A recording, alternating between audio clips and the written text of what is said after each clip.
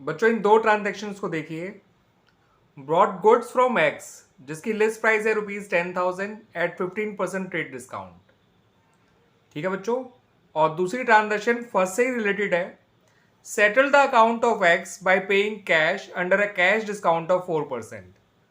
तो आपने एक्स से गुड्स खरीदे हैं पहली ट्रांजेक्शन में, पेमेंट किया है दूसरी ट्रांजेक्शन में। ठीक है बच्चों। तो पहली ट्रांजेक्शन परचेज करने की है और दूसरी ट्रांजेक्शन पेमेंट करने की है, और ये दोनों डिफरेंट डेट्स पे हुई है। ये मान के चलिए सपोज ये 1 तारीख को हुई है, 1 अप्रैल 2023 को, और ये हुई है सपोज 10 अप्रैल 2023 को। ठीक है। मान लीजिए दोनों की दो अलग डिफरेंट डेट्स हैं। ये जो पेमेंट किया गया है वो सेम डे नहीं करा गया है। ठीक है। तो पहली जो ट्रांजैक्शन है that is the transaction related to purchase. इस ट्रांजैक्शन का संबंध केवल और केवल परचेज से है। ठीक है। और परचेज करते वक्त केवल ट्रेड डिस्काउंट का ही ट्रीटमेंट किया जाएगा, कैश डिस्काउंट का हम नहीं कर सकते हैं क्योंकि हमने उस दिन पेमेंट किया ही नहीं है। ठीक है। और कैश डिस्काउंट का जिक्र किया जाएगा सेकेंड ट्रांजैक्शन में क्योंकि हम पेमेंट उस दिन कर रहे हैं। ठीक है। तो पहली एंट्री बनाएंगे परचेज के हिसाब से, दूसरी एंट्री बनाएंगे पेमेंट के हिसाब से। अब उससे रिलेटेड थोड़ी सी वर्किंग समझ लीजिए। पहली ट्रांजैक्शन से जुड़ी हुई गुड्स का लिस्ट प्राइस है बच्चों ₹10,000।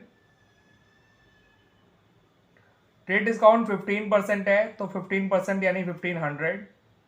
नेट वैल्यू आ गई 8500 after deducting the trade discount. तो जो पहली ट्रांजैक्शन बनाई जाएगी वो ट्रेड डिस्काउंट हटाने के बाद बनाई जाएगी बच्चों। ठीक है। जो परचेज रिकॉर्ड की जाती है एंड इवन सेल जो रिकॉर्ड की जाती है वो हमेशा नेट वैल्यू पे ही की जाती है, और नेट वैल्यू है 8500। और उधार परचेज करने की एंट्री बनेगी, याद रखिएगा ट्रांजैक्शन नंबर 1 को आपको उधार परचेज ही मान के करना है। ठीक है बच्चों। एंट्री बनेगी परचेजेस अकाउंट डेबिट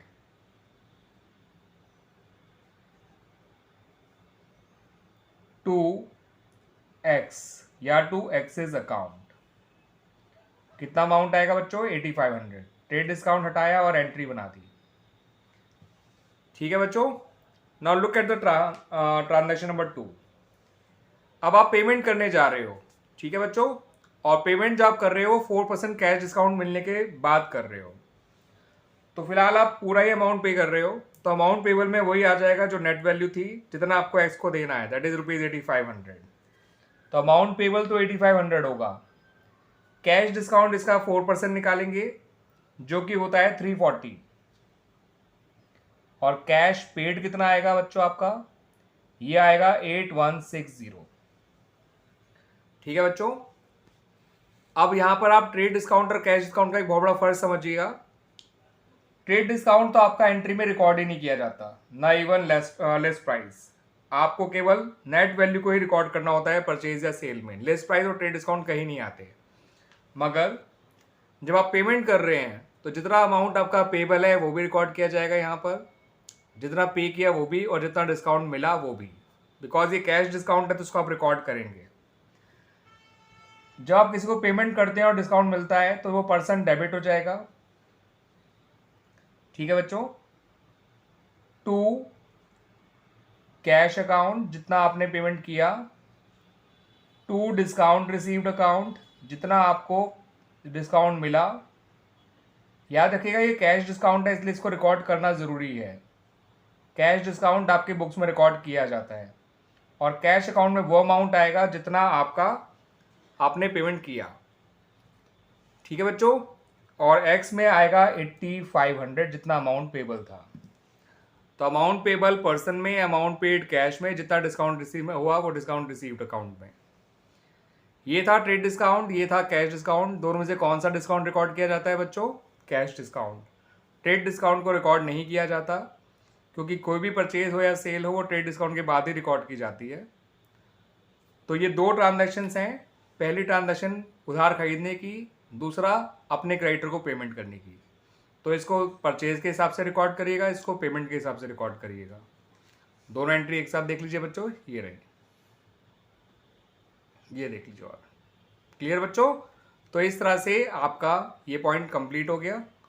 आइए अब ऐसा क्वेश्चन देखते हैं जहां पे आप परचेज कर रहे हो और पेमेंट सेम डे ही कर रहे हो। तो बच्चों जहां पर आप परचेज कर रहे हो और पेमेंट सेम डे ही कर रहे हो, तो ऐसे में आपका जो है खरीदने की एंट्री और पेमेंट की एंट्री दोनों सेम डे ही हो जाएंगी। और क्योंकि आप सारा पेमेंट सेम डे कर रहे हो, तो ये कैश परचेज कहलाएगी, ना कि क्रेडिट परचेज। क्लियर बच्चों?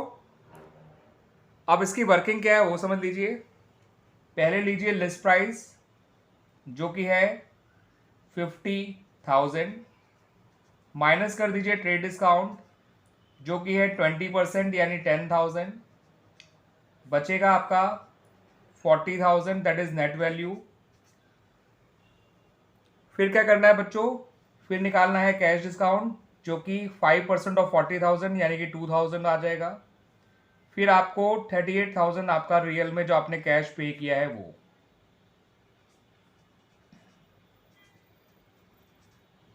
ठीक है बच्चों? अब याद रखिएगा ये अपना में परचेज भी है एंड साथ साथ पेमेंट भी है। ठीक है? यहाँ पे हम अगर पर्सन का नाम दे भी रखा होता तो हम इग्नोर कर देते क्योंकि हमने सारा पेमेंट सेम डे कर दिया। अगर आप परचेज करते हैं सारा पेमेंट सेम डे कर देते हैं तो ये ट्रांजैक्शन फुल्ली जो है कैश ट्रांजैक्शन कहलाती है। और कैश ट्रांजैक्शन में कभी भी पर्सन का नाम नहीं आएगा। कैश परचेज में कभी भी पर्सन का नाम नहीं आएगा। लिस्ट प्राइस कहीं मत रिकॉर्ड करिएगा, ट्रेड डिस्काउंट कहीं मत रिकॉर्ड करिएगा। ये आएगा परचेज में, ये आएगा डिस्काउंट रिसीव्ड में, और ये आएगा आपका कैश में। ठीक है बच्चों? अब बनाते हैं एंट्री। तो एंट्री क्या बनेगी वो भी देख लीजिए। आप लिखेंगे परचेजेस अकाउंट डेबिट